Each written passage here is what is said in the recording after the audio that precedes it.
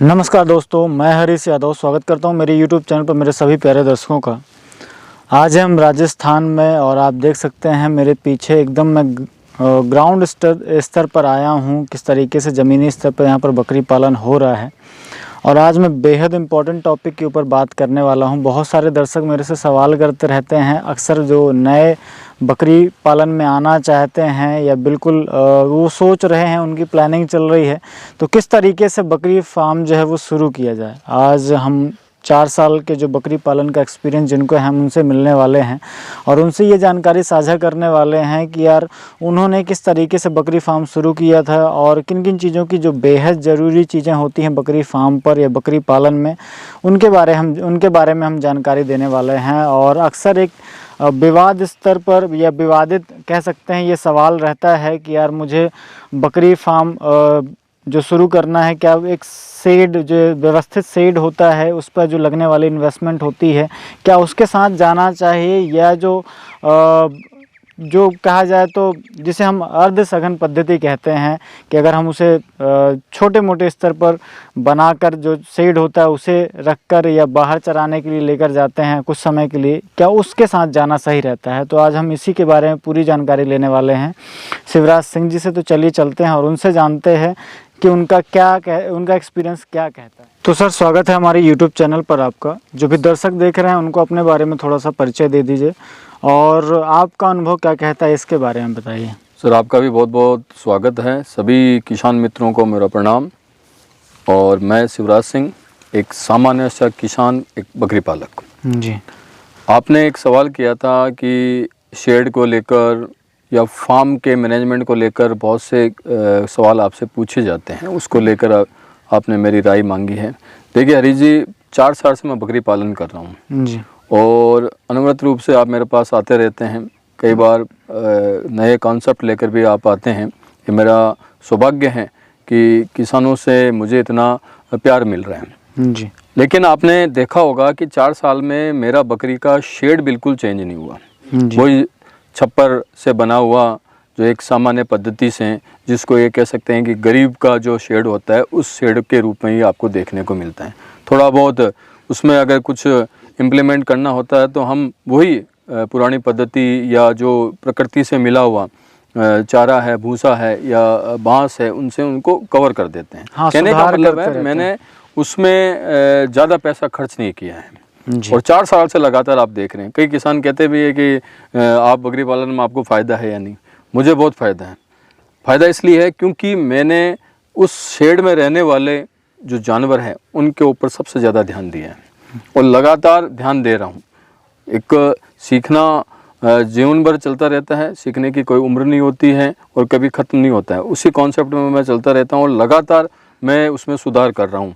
तो 4 साल में मैंने क्या पाया मैं आपको ये बताता हूँ। क्योंकि मैंने खर्च शेड पर नहीं किया, जानवरों पर किया और जानवरों के आहार पर किया। 4 साल में मैंने अभी 5 बीघे में जो है बेर लगाए हैं। बेर के पत्ते जो है उनके काम आएंगे, वो सब निकाले हैं बकरी पालन से, जो पैसा बचा उसमें। क्यों? क्योंकि जानवर को बैठने के लिए, सर ढकने के लिए एक जगह चाहिए और वो जगह मेरे पास है। इसलिए शेड पर फिजूल खर्च करना गलत है। हाँ, आप स्ट्रक्चर तैयार कर सकते हो कि एक बाड़ा तैयार कर लो छोटे बच्चों के लिए, एक बाड़ा तैयार कर लो जो गाभन बकरियां उनके लिए, एक बाड़ा आप तैयार कर लो आपके जो ब्रीडर है उनके लिए। बाकी वो आप बिल्कुल नेचुरल तरीके से या कम खर्च में कैसे कर सकते हो उसके ऊपर ही ध्यान रखकर आपको तैयार करना होगा, तो ही आपको फ़ायदा है। क्योंकि शेड का कभी पैसा वसूल नहीं होता है।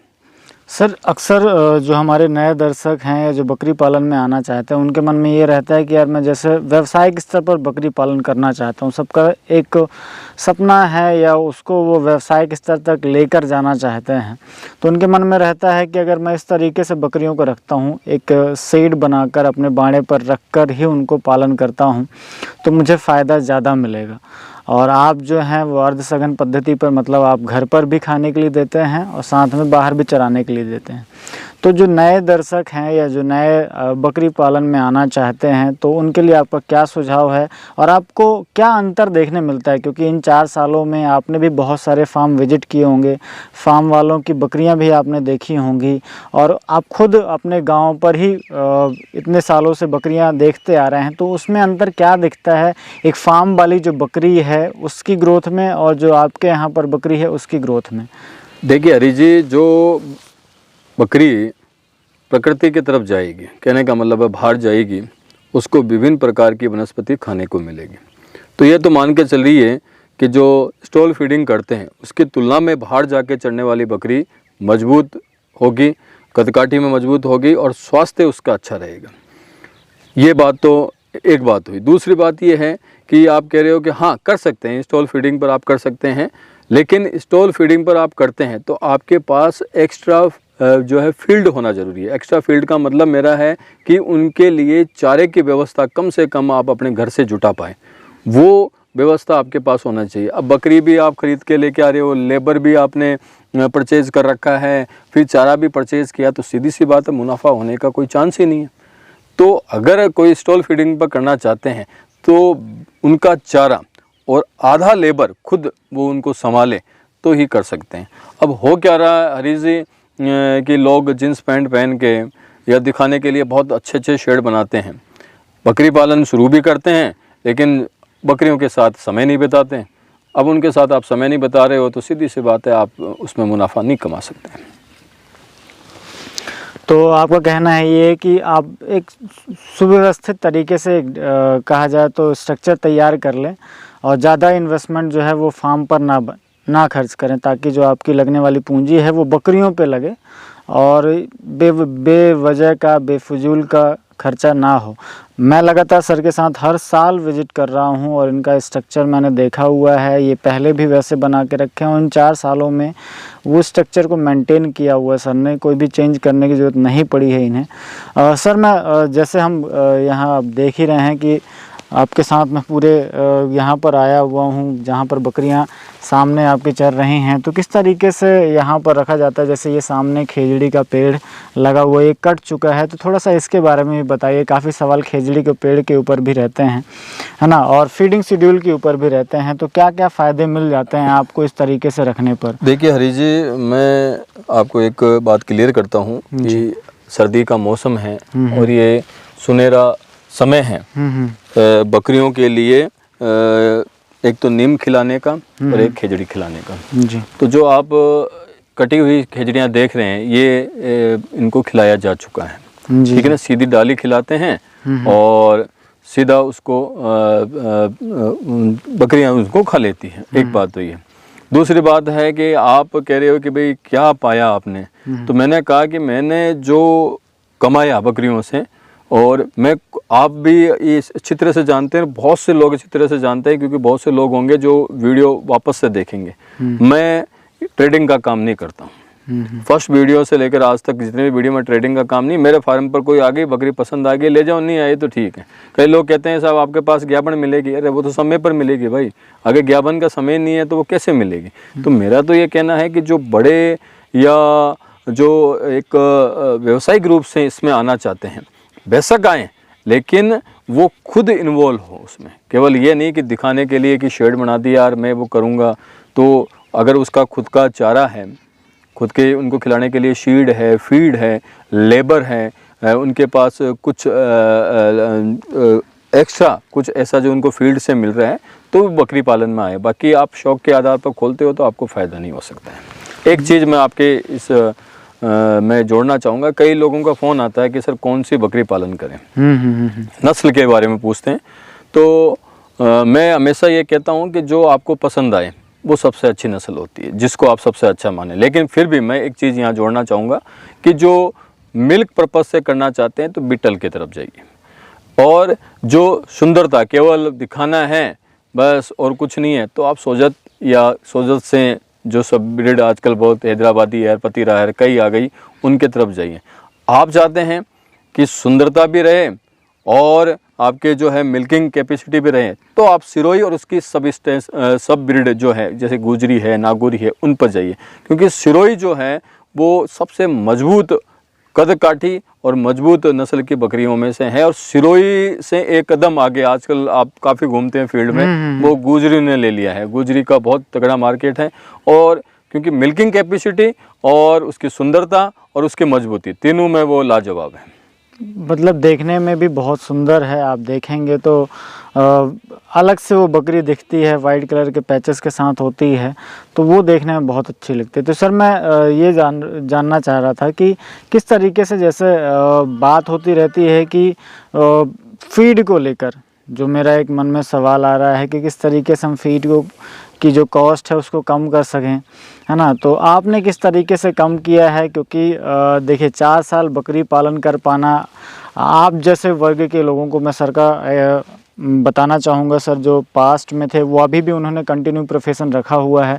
सर पेशे से टीचर हैं, तो बहुत सारे लोग ऐसे भी हैं जो कार्य कर रहे हैं और अच्छी जॉब पर भी हैं, वो बकरी पालन करना चाहते हैं। तो आपने किस तरीके से इसको मेंटेन करके रखा? 4 सालों से आप कर रहे हैं और लगातार इसी पद्धति को अपनाए हुए हैं, तो किस तरीके से आपने फीड कॉस्ट मेंटेन किया? क्योंकि 4 सालों में बहुत सारे पहलू ऐसे होते हैं, जैसे हमारी कल ही चर्चा हो रही थी आपसे कि अगर हम समय पर ध्यान नहीं दें तो एफएमडी का शिकार हो जाता है।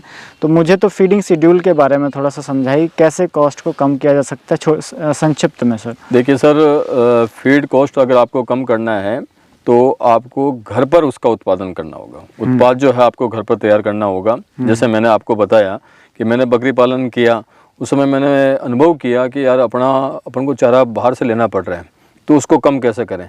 तो मैंने मेरे फील्ड पर जो है उनके लिए बर्चीन है, रिचका है, वो उगाना शुरू किया।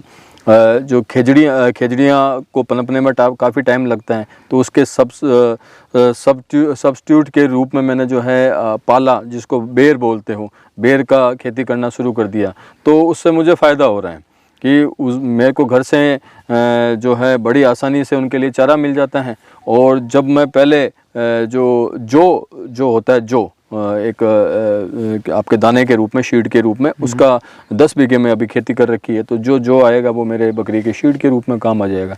मेरा कहना यही है कि आपका घर का अगर चारा नहीं है, घर का आपका कोई मैनेजमेंट पावर नहीं है, जिसको आप लेबर पावर बोलते हो, और आपको जानकारी नहीं है, तो बकरी पालन में ना हो। केवल शौक के आधार पर स्ट्रक्चर खड़ा कर दिया और बकरी पालन में आ गए तो कुछ नहीं होगा। और सबसे बड़ी बात, बकरी पालन करना है तो गांव-गांव, ढाणी-ढाणी घूमना पड़ेगा, तब आपको अच्छी नस्ल की अच्छी बकरियां आपको मिल सकती हैं। जी, तो दर्शकों आशा करता हूँ इस वीडियो की जानकारी आपको पसंद ज़रूर आई होगी और सर का अनुभव भी पसंद ज़रूर आया होगा। हम अभी बिल्कुल सर के खेत की तरफ ही थे और ये जानकारी ले रहे थे। सामने बकरियां भी चरती हुई दिख रही हैं, खेजड़ी के पेड़ वगैरह भी हैं। सर ने अभी सुबह आपने एक वीडियो देखा होगा जिसमें मैंने नीम के झाड़ को खिलाते हुए दिखाया है, जो नेचुरल डिवॉर्मिंग के रूप में अपन उपयोग करते हैं। तो दोस्तों आशा करता हूँ ये जानकारी आपको पसंद ज़रूर आई होगी। अगर आपका कोई भी सवाल है किसी प्रकार का बकरी पालन से लेकर, तो आप बिल्कुल सर से संपर्क कर सकते हैं। वीडियो अच्छा लगा तो ज़्यादा से ज़्यादा दोस्तों तक शेयर ज़रूर करें, और चैनल पर इसी तरीके से ढेर सारा प्यार दिखाने के लिए आप सभी का तहे दिल से धन्यवाद। Thank you very much.